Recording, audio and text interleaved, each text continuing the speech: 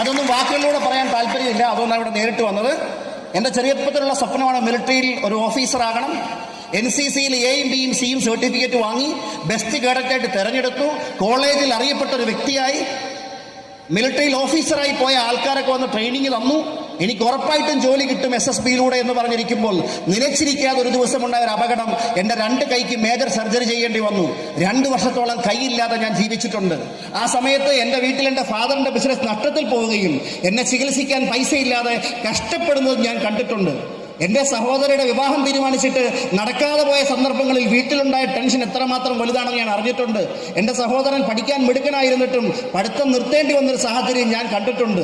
എനിക്ക് ചികിത്സിക്കാൻ പൈസ ഇല്ലാതെ പല സ്ഥലങ്ങളിലും ഞാൻ ഡിസ്കൗണ്ടിന് വേണ്ടി അന്വേഷിച്ച് നടന്നിട്ടുണ്ട്. ഈ സമയത്തൊന്നും നമുക്ക് വേണ്ടപ്പെട്ടവരൊന്നും പലപ്പോഴും കാണാറില്ല. ഇനി അവരൊന്നും സഹായിച്ചിട്ടില്ലെങ്കിലും ആ സമയത്ത് അവർ പറയുന്ന ചില വാക്കുകൾ നമ്മുടെ ഹൃദയത്തിൽ ഭയങ്കരമായി നോവിക്കപ്പെടും. അങ്ങനെയുള്ള പല സന്ദർഭങ്ങളിലും ഒരിക്കലും പൈസ ഇല്ലാത്തവരായി ജീവിക്കരുത്, പൈസ ഇല്ലാത്തവരായി മരിക്കരുത്. നാളെ എൻ്റെ കുടുംബത്തിൽ എന്തെങ്കിലും സിറ്റുവേഷൻ വന്നാൽ പൈസ ഉണ്ടായേ പറ്റൂ എന്നൊരു തീരുമാനം കൊണ്ട് എന്നും നമസ്കരിച്ച് പ്രാർത്ഥിക്കാറുണ്ടായിരുന്നു, ഒരു നല്ല അവസരം തരണേ എന്ന് കുടുംബത്തോടൊപ്പം. അങ്ങനെ ദൈവം തന്ന ഒരു വലിയ അവസരമാണ് ഡയറക്റ്റ് സെല്ലിംഗ് അല്ലെങ്കിൽ മൈ ലൈഫ് സ്റ്റൈൽ ബിസിനസ്. ഞാൻ നല്ല ഹെൽത്തിയായ ഒരു വ്യക്തിയായിരുന്നു. ഈ ഫോട്ടോയിലൊക്കെ കണ്ടോ, ഇത് സ്റ്റുഡിയോക്കാർ ചിരിക്കാൻ പറഞ്ഞപ്പോൾ ചിരിച്ചതാണ്. 5 പ്രാവശ്യം പറഞ്ഞു. 5ാമത്തെ പ്രാവശ്യം ഞാനങ്ങ് ചിരിച്ചു. അപ്പോൾ അവർ പറഞ്ഞാൽ നേരത്തെ കണ്ട പേടിച്ചു പറഞ്ഞു. ഇതിനകത്ത് പിന്നെയും കുഴപ്പമില്ല. വീട്ടിൽ കൊണ്ടുവന്നപ്പോൾ എൻ്റെ ഈ ഫോട്ടോ കാണിച്ചപ്പം എൻ്റെ ഉമ്മ എന്നോട് പറഞ്ഞാണ്, എടാ നീ സ്റ്റുഡിയോയിൽ പോയി ഫോട്ടോ എടുക്കുമ്പോഴെങ്കിലും ഒന്ന് ചിരിക്കും. ചിരിക്കാനുള്ള സിറ്റുവേഷൻ വീട്ടിലില്ല. ഇതാണ് സാഹചര്യം. പട്ടിണി പോലും വരുമോ എന്ന് പേടിച്ച് നിൽക്കുന്ന സമയം. ഈ സമയത്താണ് ഡയറക്റ്റ് സെല്ലിംഗ് ബിസിനസ്സിലേക്ക് വരുന്നത്.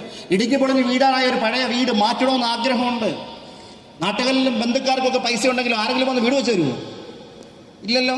അപ്പോഴാണ് പത്രത്തിൽ കാണുന്നത്, വീടിടിച്ച് വീണു, വീട്ടുകാർ മരിച്ചു. വീടിൻ്റെ മുകളിൽ മരം ഒടിഞ്ഞ് വീണു, വീട്ടിലുള്ള 2 പേർ മരണപ്പെട്ടു. ഇതൊക്കെ എന്നും വായിക്കുമ്പോൾ ചങ്ക് ഇടുന്നു. അവസാനം വീട്ടിൽ പത്രം വരുത്താതായി. പത്രം വരുത്തിയില്ലെങ്കിലും എന്താ, മരം ഇടിഞ്ഞ് വീഴത്തില്ല.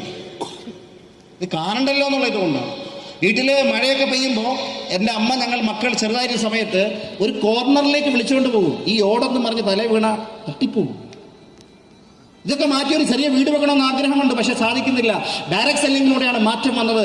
ഈ ബിസിനസ്സിലൂടെ കിട്ടാൻ സാധ്യതയുള്ള വരുമാനത്തിൻ്റെ വേഗതയും അതുപോലെ തന്നെ പാസീവ് ഇൻകം എന്നെ പ്രചോദിപ്പിച്ചു. ആദ്യം വീട് വെക്കാനുള്ള സമയമൊന്നും ഇല്ലായിരുന്നു. സഹോദരന്റെ വിവാഹം നടത്തണം, ഒരു റെന്റൽ വീട്ടിലേക്ക് മാറി. അവിടെ വെച്ച് സഹോദരന്റെ വിവാഹം നടത്തി. ആ സമയത്ത് ഞാൻ ഒരുപാട് ചിന്തിച്ചിട്ടുണ്ട്.